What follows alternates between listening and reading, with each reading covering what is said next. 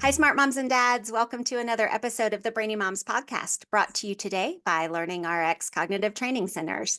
I'm your host, Dr. Amy Moore. I'm joined by my co host, Sandy Zamalis, and we are excited to bring you a conversation with our guest today, Holly Swenson. Holly is an award winning and best selling author on the rise and on a mission to bring more wellness, joy, and intentionality to parenting and beyond.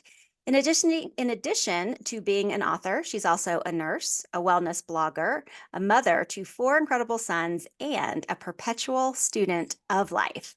She's here to talk to us about some concepts from her new book, Stop, Drop, Grow, and Glow. Welcome, Holly. Thank you so much for having me this morning. It's really a pleasure to connect with both of you. We're so glad you're here. So, whenever we have authors on, we always want to know the story behind the story. So, share with us, share with our listeners how you got into the conscious parenting space and kind of where that passion started. Sure. So, the biggest premise was me walking the path of parenthood. We have four children, four boys, and I've had to learn a lot of things, as the path has unfolded. And so, for me, I really wanted to create a framework and provide tools for parents so that they can activate more wellness in their life, because I think it's an area that so many people need support with. Parenting is an extended season. And so I think you need to do what it takes to take care of you so that you optimally can take care of your kids. And so that really, for me, was the premise. And I had wanted to write for a long time, and I kind of kept putting it off. But then I made time and I sat down and just got after it. And it's been the best decision I've ever made. I love that. And I think that it's more authentic when we can speak and write about things that we're so passionate, that come from a wealth of our own experiences, those aha moments, right? As parents, as moms, when we go, oh, I should put that in a book, right? And so I actually had a friend's mom growing up who every time we would have an interesting conversation, she would say, I'm putting that in my book. I'm putting that in my book. And it would be crazy stuff you would never want in a book, right? But I always wondered, whatever happened to those, I should put that in a book one day ideas. And so it sounds like you got on it pretty quickly. Absolutely. No, I think, like I said, I think taking, what my lived experience, what I've witnessed in the world, and also I married a little bit of my nursing background into my work, as well. So it's got some fun layers in there, and I think a lot of applicable stuff that can help people really start to thrive. That's the ultimate goal. Absolutely. All right. So speaking of your nursing background, you took that classic five rights of medication administration, right? Right route, right dose, right person. I'm missing a couple, but you took that idea of the five rights of medication that all nurses are trained in, and you adapted that to a five rights of parenting. And by rights, it doesn't mean what is my right to do something, but what we should do right as parents, right? Talk a Yeah. little bit about those. Yeah, so the five rights of parenting are really designed to be a quick way to touch base with yourself on how you're presenting as a parent, and really they ensure you're doing the right thing and not causing unnecessary harm to your child or yourself in the process of parenting. So really think of these rights as supportive parenting protocol. Okay, so it's just really a way that you can touch base with your own heart on how things are going. So the first one is right now. And this one is about being in the moment with your child and being present. Not texting, not working on three different things while your child needs you. But when you show up, you're really showing up and being all in. And the reality is, like, if you can't put aside what you're doing, because for so many of us, it's like, hey, I'm really in the middle of something and I can't step away right this second. That maybe you give your child a hug, or you set a time, like maybe it's 10 minutes, maybe it's a half an hour, that you can be intentional so that they know that you see them, so they feel seen, heard, valued. And it allows you to wrap what you're doing, but that it also is helping you be more present in your own parenting. Because I think that, when it comes to parenting, there are no repeats. Time is ever fleeting. And so you really want to maximize that time that you have and live in the moment as often as possible. So that's the first one. So I think it's important, like when we make that decision to say, okay, if my child walks into the room and I'm on my phone, I'm going to put down my phone and be present with my child. But we have to do it in a way that doesn't look like we're annoyed that we have to put down our phone, right? Like we have to be really careful about our body language and our facial expression and not just our intent. Sure, absolutely. Yeah, it's a whole package. So yeah, so and I think you know, the reality, and I think we're all like masters of distraction. You know, people are living so distracted, and we're all multitasking, and especially parents where you have a lot of hats you're wearing. So it's a hard thing to remember, but as often as you can remember it, it really will shift dynamics in your home. The It's just a second, good thing to model, right? Like you're just modeling that for them because you want them to grow up with those same skills as technology starts to invade their world more and more. yeah, role modeling is huge. I totally agree. The second right is the right intent. And so I think that you want to be intentional with the choices you make, the guidelines you set, and how you're treating your child. You know, if you don't know why you're doing what you're doing, it might be time to reevaluate your parenting strategy. You know, if you're just simply doing what, you know, what was passed down to you, but it didn't really feel good to you in your childhood, but you're kind of unconsciously passing on, you know, some of these elements into the next generation, you might just touch base with yourself on, you know, if there might not be a better way to practice, you know, parenting, because it is a practice, it's always evolving. But I think that you just want to wake up more in your own life, and be more intentional with why you're doing what you're doing. So the second one is just really kind of checking yourself and checking in and seeing if there's anything that might need some shifting. So because your parents did it that way might not be the best reason for you to do it that way, is what I'm hearing you say. Exactly. And you might have had great parents, and if that's the case, then yes, pass on what you learned because it worked and it was effective and it felt good.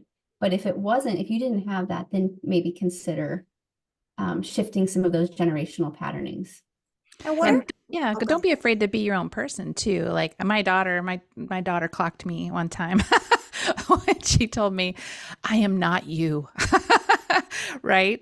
So like having that discussion of, you know, it's okay for them to find their way.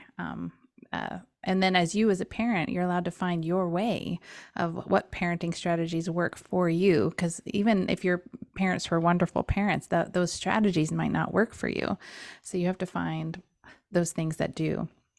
Well, I think you bring up a good point. You know, your children come from you, but ultimately they are their own people. And sometimes it's hard to let go of what you think they should be doing and what they actually want to be doing because they have their own, they should have their own ownership and autonomy. And I think it's important to remind yourself of that. It's hard, you know, when they're little, they kind of go along with whatever you mom or dad say, but as they get older, they really want to step into being more of who they want to be. So giving them some of that freedom when it's appropriate is healthy. So, Um, so when you are thinking about being intentional in the parenting decisions that you're making, what is your advice on the types of things that parents should consider? Right. So, like, okay, as I make this decision and I'm being intentional about this process or the decision that I'm making, what should they consider? Well, I think like for me, what like comes to mind when you ask this question is more like, you know, and this is something maybe we'll talk about a little bit later, but like reacting. So, you know, like maybe your kid's having, you know, a tantrum if they're younger, or you're getting a lot of pushback as they get older and they're, you know, teens and they're wanting more freedom, or, you know, you're clashing. You know, how are you stepping into how are you stepping into those moments? Are you reacting? Are you triggered? Are you, you know, so those moments are opportunities to, you know, I say like take a deep breath, pause before you open your mouth, because it's hard when you're being triggered and you start to dysregulate yourself. So I like, to me, that's what's coming to mind, as an opportunity to be the leader, to practice your calm, because I think that that's actually far harder than it is to be triggered and kind of get sucked into their meltdown or whatever crisis they're feeling in that moment. So to me, that's a great opportunity to be more intentional with how you're leading and how you're role modeling.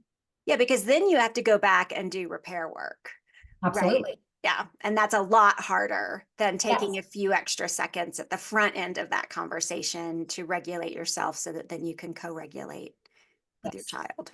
And this is a perfect segue because the third right is the right use of speech. And, you know, I often will say that your voice is a tool of creation.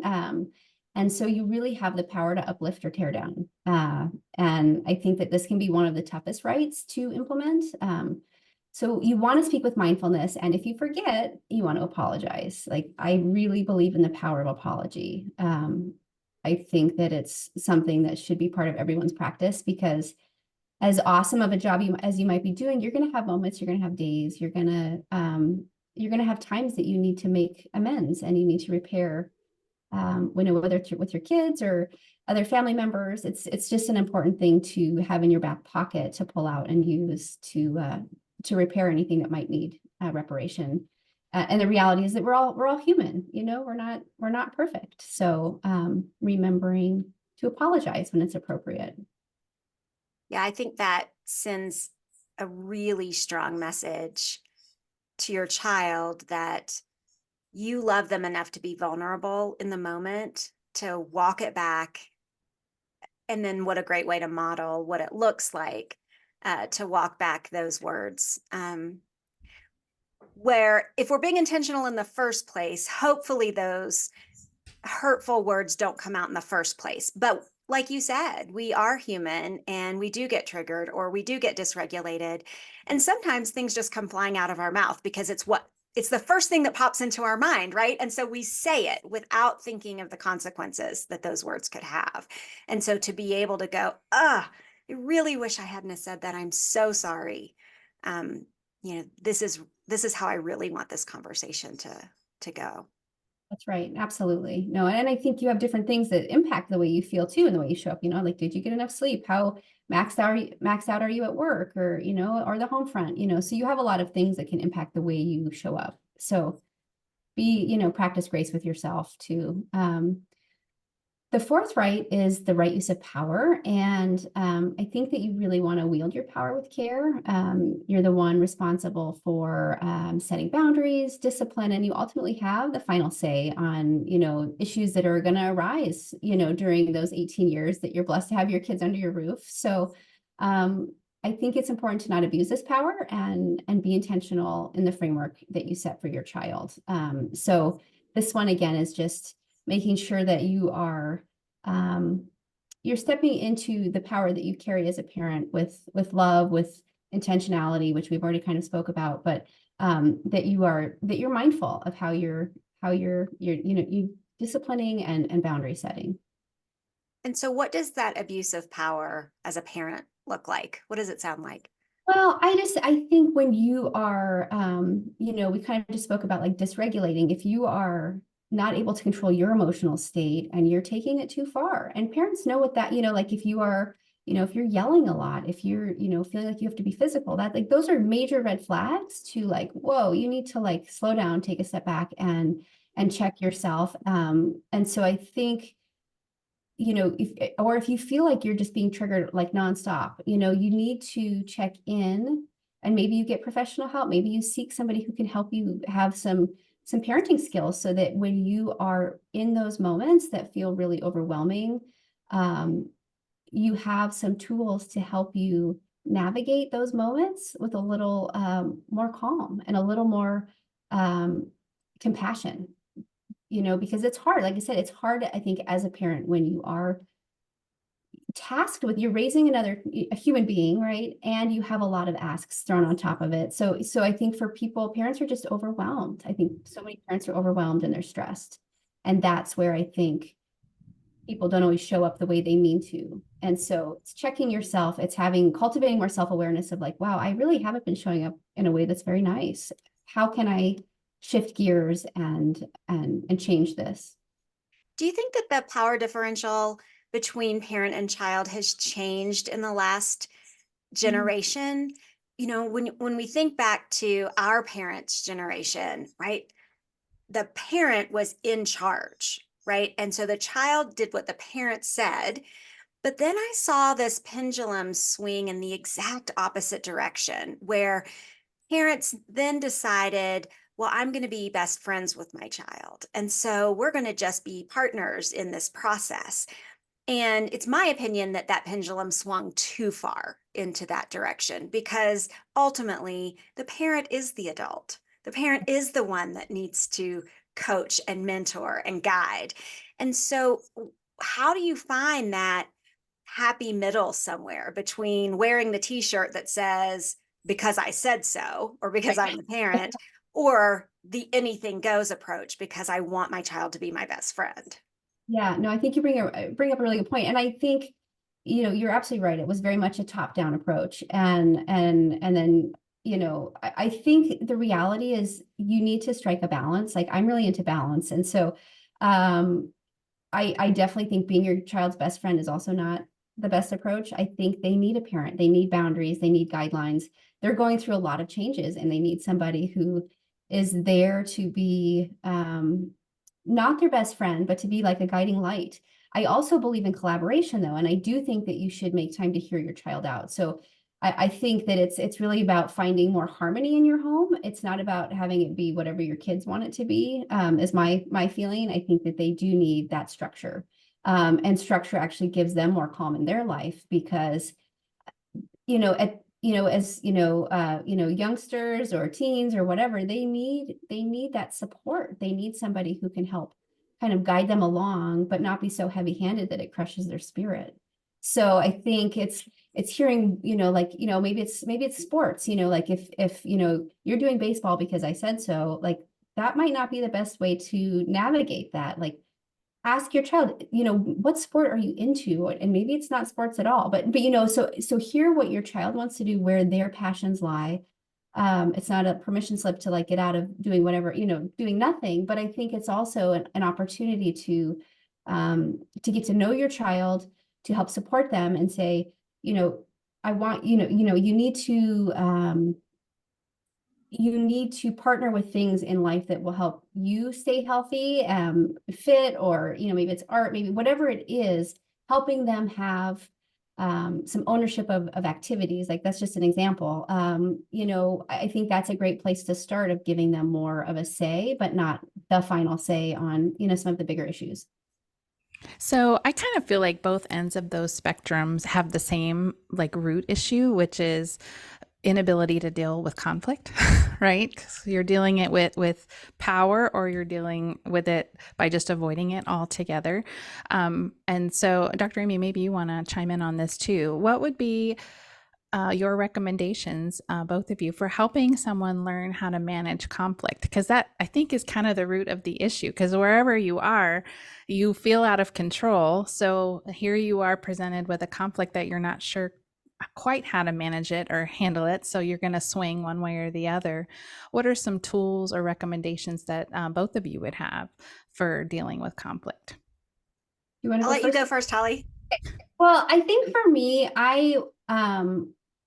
what I will share is, I created a framework to help people. I think, whether it's conflict or just, more self-awareness, but my stop, drop, grow and glow framework really, I think, helps people to find more balance in their life. And so whether you're dealing with extremes, which I think a lot of people are, you're kind of in one extreme category or the other, like bringing it all back to the midline, because I think that's where you find more happiness, more joy, more wellness. I think when you're living in extreme states, it's exhausting, and you end up living in fight or flight. That mode of like you're just chronically stressed, and when you're in that space, you face burnout, and it's stressful to you. It's also stressful to your children. So for me, I always say like, not to go through all of my framework points, but like for stop, it's really stopping and doing some self-assessment and reflection on where you are to date, doing some internal gazing on things that are going well, as well as things that aren't. And I think just cultivating that self-awareness, that curiosity and consciousness on your journey of, how your parenting life is going, how your personal life is going, because I also think it's really important that you nurture both. Just because you become a parent doesn't mean you shouldn't take care of who you are as an individual. And the reality is, when you care for both of those, in terms of like whether you're dealing with conflict or extremes, if you can tend to your whole self in a way that's intentional, I think some of that extreme stuff that you mentioned will start to soften. Yeah, I love I love everything that you just said. And I think we could probably do a whole episode on your question, Sandy, because it was Sorry. it was a phenomenal question, right? And so I think that we have to look at like what is that fear stemming from, right? Is that fear of conflict, this fear that if I push back, will my child not love me? Right? Because a lot of times that happens. And so then I think it all begins with us. It begins with our ability to regulate our emotions. It begins with our ability to take care of our physical needs. And I think Holly talks about this in her book, about the importance of sleep, about the importance of self-care, about the importance of hormones, and maybe we can talk about some of that, in a couple of minutes. So I think it starts with us. And then I think that we have to remember that discipline comes from the word disciple, which means to teach. And so discipline does not mean punish. Discipline does not mean impose a negative consequence every time your child makes a mistake. It means to teach and guide. And so if we can stop putting the problem in between us, the problem in between parent and child, and instead come alongside our child and say, hey, this is a problem that we need to solve. Let's talk about how we can do that. Because if we don't, then they're not going to learn how to problem solve later on when we're not standing next to them. Absolutely. I love what you have to say too. I think it's right on. And I love that, I think also the imagery of really guiding your child, like hand in hand, you're walking this journey together. But you do need to be that guiding light. You have to kind of have that presence for them so they know that you've got them, that they're not leading the helm. They need that, I think, that presence. So I love what you have to say as well. Holly, I think that's a good segue into your fifth right. So Yes. let's jump in on that one. Yeah, let's wrap it. So the fifth right is the right use of love. And this is by far my favorite right. I think that love is the cure for all that ails us, parenting and beyond. And so I think this right should be used as many times a day as you can aspire to. Letting your child know how much you love them and are there for them will really just help them grow and thrive as human beings. So you want to give your love freely and without expectation. I think that your child will likely mirror that love that you give them, but even if they don't, as they get older, maybe during the teen years, that love is being felt and it is being received, even if it's not always being returned in the way you hope it might be. It's making a difference. So I think that you want to lean on love as much as possible. I love that.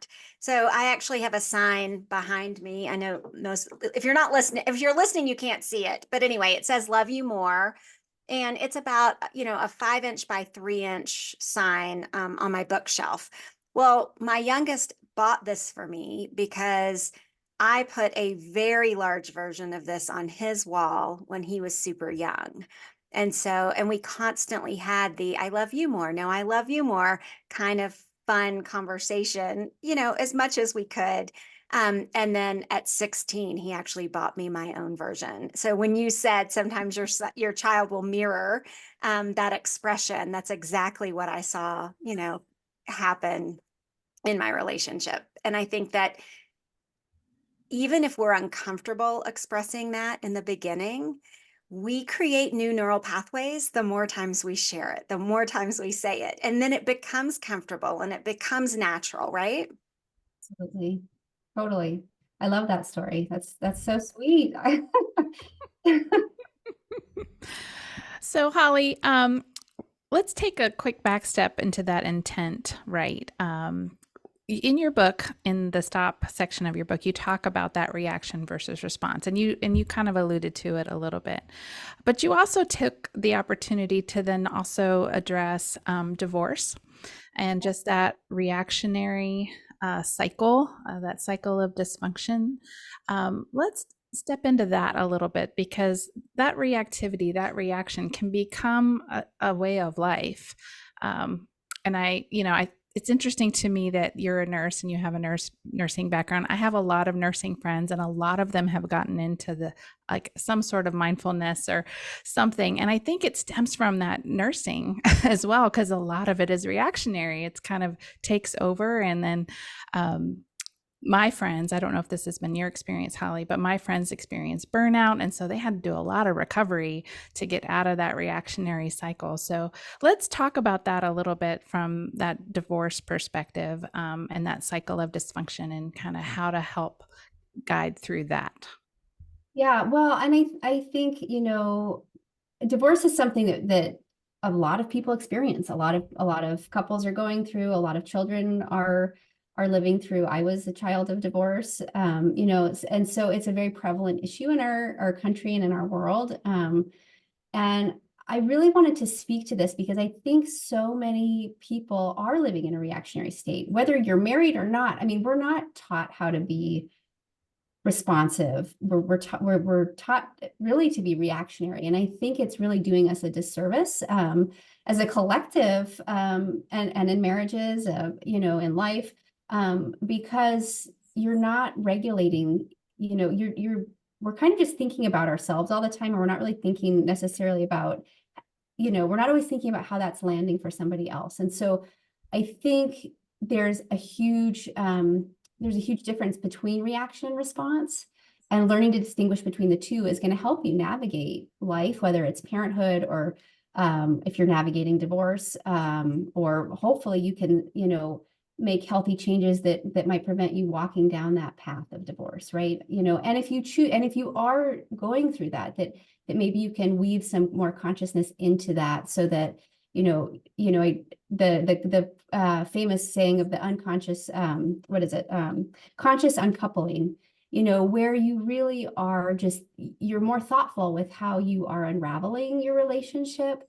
So if that's what you're faced with, that you're doing it with more care, so that I think it feels better for both of you, the mother, the father, whoever is in the relationship, but it also feels better for the children, because they're seeing parents who can regulate their emotions and work on difficult life moments with more compassion. And so I think ultimately, when you can respond in life, it's going to make a huge difference. And I think, if you don't mind, I would love to kind of distinguish between reaction and response. Yes, please. Just to make it a little more clear. So with reaction, it's instinctual. So it's an easy thing to ignite when you're raising your kids. It's what's waiting, kids and with divorce. It's what's there waiting for you. And I think it's an easy go-to. And so the problem with reaction is that it's typically not thought out, or really very helpful when it comes to redirecting what's in front of you. It's immediate. It's not mindful. You're oftentimes shooting right back to your child or your spouse, what they're offering you. And so the reality is that you get to make a decision on whether or not you join in their emotional tornado. So I think that when you can rise above, when you can maintain your calm and not join, you're creating a softer place to land for yourself. It's good for you, and it's actually good for them too. So I think the problem is that parents or spouses don't always have the luxury to really think about how to optimally reply to a request, an action, if you're both stressed. And in that moment of feeling overwhelmed, people are saying things they don't really mean, or they're setting consequences, or they're, kind of flying off the handle. So if your typical approach is you're kind of reacting all over the place, try to get quiet. If it's with your kid, maybe give them a hug, if the situation allows and is appropriate. If it's with your spouse, maybe just look them in the eye and say, "I'm really sorry. Can we try that again?" And I just think extending some humanity.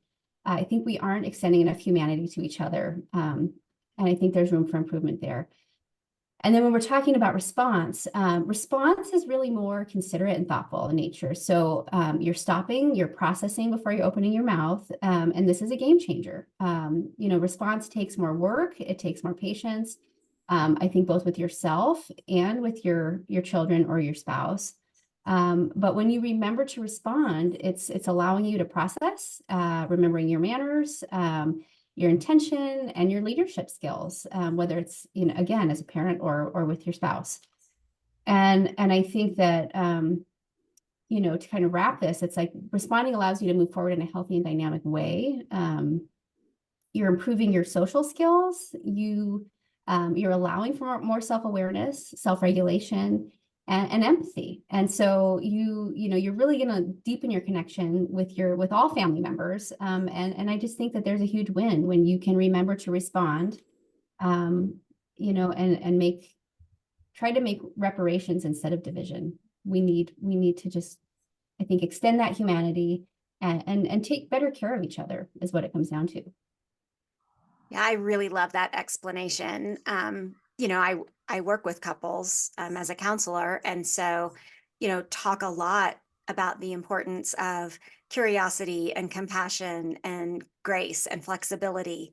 And so I think that, going back to the conversation we had earlier about repairing, when we have reacted, when we have said things that we didn't mean to say, or because we weren't intentional in our responses, that we can go back and say, I really wish I hadn't said that. I'm so sorry that I said it that way. Can we talk about this? Hey, again, this problem, let's not put it between us. Let's solve it together. I think if we took that approach with every relationship, then we would have less repair work to do because our relationships would be stronger and more loving and caring and warm and compassionate. Maybe we wouldn't see as much divorce. Maybe we wouldn't see as much dissension between parents and children. Maybe we wouldn't rupture as many friendships. Absolutely, 100%. Yeah. Do you guys have phrases or things that you would recommend practicing saying? For example, if your kids come and they've triggered something with you, do you recommend, just pausing before you speak? Is there a phrase that you might use to say, like, you know what, I think I need to think about that for a second. I'll get back to you in 5 minutes. Just something so that you can break this reactionary cycle. So one thing that I talk about in my book is what I loved. When my kids were little, they watched something called Daniel Tiger. Daniel Tiger's Neighborhood, I think, is what it was titled. And there's a phrase in there that I just absolutely loved. And it says, when you feel so mad that you want to roar, take a deep breath and count to 4. And what I liked about that is it's like it can apply to you as a parent, or you can share that with your kids because it's applicable to them and it resonates. And so I think that it's just a healthy thing to remember, like, whoo, wow, that really brought, you're feeling fire in your belly, like pause. That's like your first like red flag of like, okay, I need to stop for just a second before I step into whatever's right in front of me. So I think that's where I'll go with that one. Yeah, and I think that, again, getting back to mindfulness and breathing exercises and grounding exercises, and when those have become part of our daily rituals and we recognize the need to use those, and we teach our kids to use those, I think I shared this example a few episodes ago, but I've taught my kids how to vibrate their vagus nerve when they've become dysregulated, by exhaling while saying the word VU. So we call it VU breathing. Anyway, I was visibly dysregulated a few weeks ago, and my 19-year-old walked past me and he went, "Hey, Mom." VU, right? Like he just prompted me, right? Like you've got to press the brakes on that, sympathetic nervous system, your fight, flight, or freeze response that you're in. And because I've taught him that. And so it was so beautiful for him to do. He was just walking past. I turned around, "Hey, Mom." Anyway, so I think when we make that ability to press the brakes on that fight, flight, or freeze response, when we give our kids those tools, as part of our daily activities and our daily interactions and part of our discipling and teaching them how do you manage those big emotions, then I think they mirror that. Yeah, Was my that the favorite question? one. I think I got Yeah. off track there. No, that was good. My favorite one is really, it's a Chris Voss one. I don't know if either of you have read Chris Voss at all, but he has a book called Never Split the Difference. But his favorite tactic when he would deal with like like kidnapping situations or something that with something like that, he would use the late night DJ voice. And it actually works really well in all scenarios because it hits the vagus nerve. It gets you in that lower tone. And so you have to just really get low with your voice. But it's calming to you. So like whenever I'm in a situation where I feel like the energy is ratcheted up and I'm getting a little too agitated, if I can tap into that late night DJ voice, I can mirror the calm that I want, and I usually get that back, which has been really helpful for me. I love that. Yeah, and so there's this brilliant psychologist, Dr. Teg McBride, who actually trained me in stress management. For military, actually. So I led stress management workshops for military. Anyway, he talked about the power of self-talk. And one of the phrases that he taught was, few things in life are terrible, horrible, or awful. Most are just uncomfortable or inconvenient. And so to be able to be faced with something stressful, to be faced with something that would trigger most people, if we're able to adopt some self-talk phrase, like you're saying, Sandy, then we can lower the temperature on a potential reaction. And so that's the one that I've always used and then continue to teach. Few things in life are terrible, horrible, or awful. Most are just uncomfortable or inconvenient. I really like that. I also think too, like for me, like what's coming up when you say that is like, you know, when you have these hard moments, I always like remind myself that those obstacles or those challenging things that are showing up in your life are really your teachers. So I think when you can partner with them and make them your ally, it really can help you to grow. And and the other like famous phrase of like, the only way around is through, so getting through these like, intense periods in life, whether it's parenting or work or whatever it is, I think you can remind yourself like you're exactly where you're meant to be.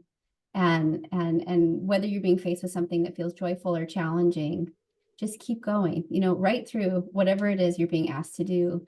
For me, that helps me in, no matter what I'm faced with, but especially those challenging moments in life. Exactly.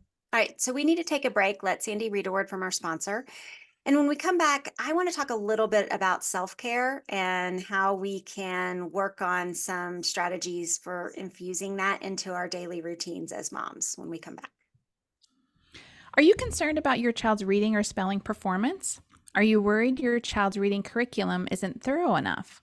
Well, most learning struggles aren't the results of poor curriculum or instruction. They're typically caused by having foundational cognitive skills that need to be strengthened. Skills like attention, memory, and processing speed. Learning RX cognitive skills training programs are designed to target and strengthen those underlying skills that we rely on for reading, spelling, writing, and learning. Learning RX can help you identify which skills may be keeping your child from performing their best. In fact, we've worked with more than 125,000 children and adults who wanted to think and perform better. Learning RX would like to help you get your child on the path to a brighter and more confident future.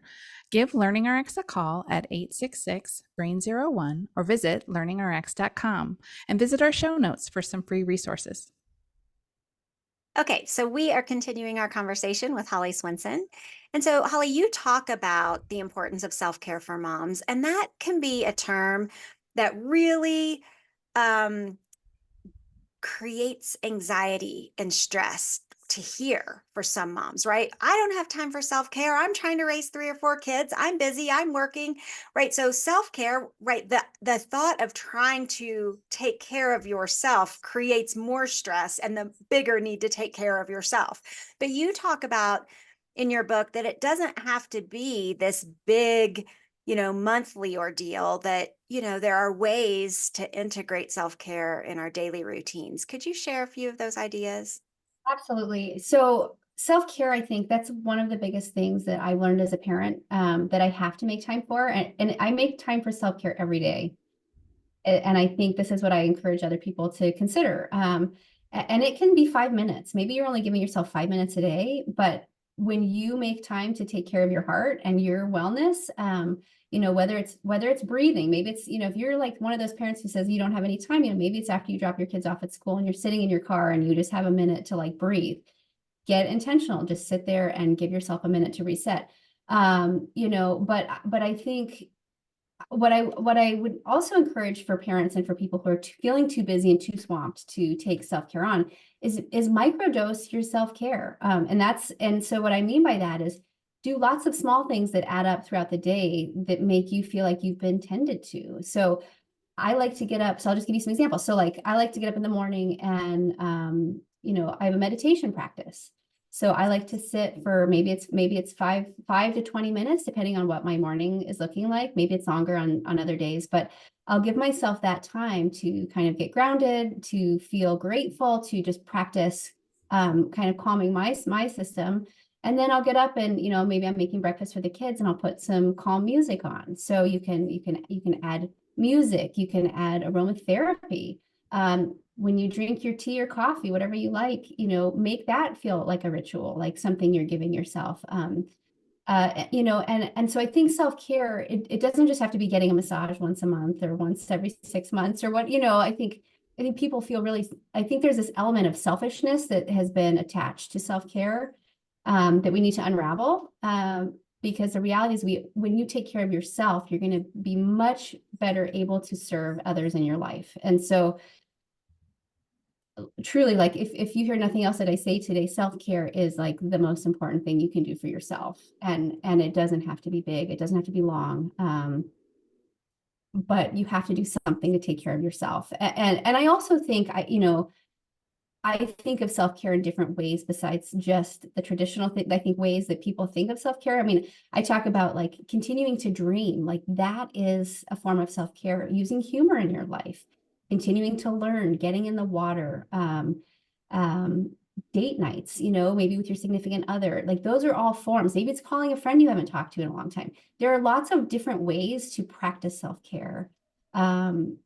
And so I think when you start to think about that, activate it. Maybe it's quotes. You could have quotes on your fridge, something that when you see it triggers some like a feel good, you know, something that makes you feel good. It makes you feel supported in your everyday. So microdose your wellness. That's what I would say to people who feel too busy. Holly, I I know. love that term. Yeah, on your Instagram, you had actually, I think it was your Instagram, you had even talked about play, like incorporating play and how important that is as self-care. And I love that too. Yeah. And so just I would say think big, think broad, and start small. Don't Yeah. overwhelm yourself. And I think that like if we can learn the importance of being fully present and mindful, then it becomes a form of self-care.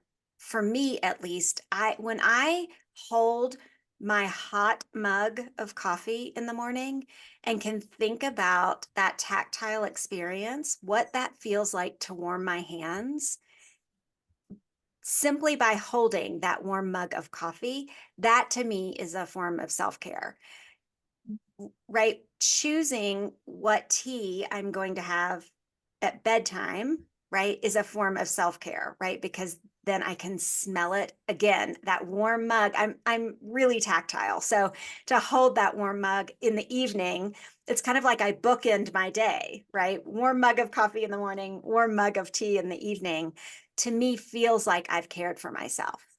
Yes. 100%. Yeah. And that's it. And like I said, it can be simple. It could be, you know, putting oil on your feet before you go to bed, you know, just small little things. But when you take care of yourself in that way, it makes a huge difference in how you feel. I love that.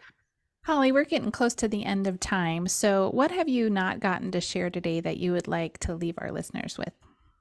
You know, I think that I will just say,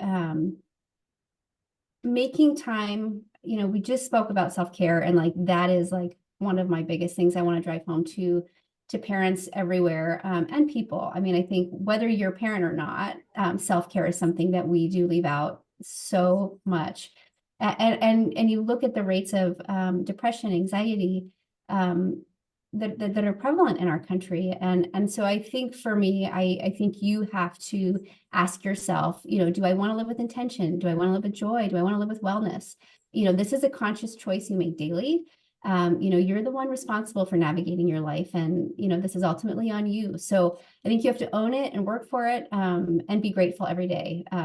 Being here and being alive is a gift, and you have to prioritize your wellness to truly thrive. I think that's where I'll wrap. I love that. Holly Swenson, thank you so much for being with us today and sharing your knowledge and experience with our listeners. Listeners, you can reach Holly at liveyourglow.live. She's on Instagram at Holly Swenson _liveyourglow. And actually, if you visit her website, you can sign up for her newsletter and read her blog. And then, of course, we'll put a link to get her book as well in the show notes. So thank you so much for listening today. If you like us, we would love it if you would find us on social media. We are at the Brainy Moms on every social media platform. Do that now before you forget. If you liked our show, we would love it if you would leave us a 5-star rating and review on Apple Podcasts so we can reach more smart parents like you. If you'd rather see our faces, you can subscribe to our YouTube channel at the Brainy Moms. And if you want to see more of Sandy and see what cognitive training looks like, learn more about learning struggles and how cognitive skills training can help with that, you can find her on TikTok at the Brain Trainer Lady. That is all the smart stuff that we have for you today. So we're going to catch you next time.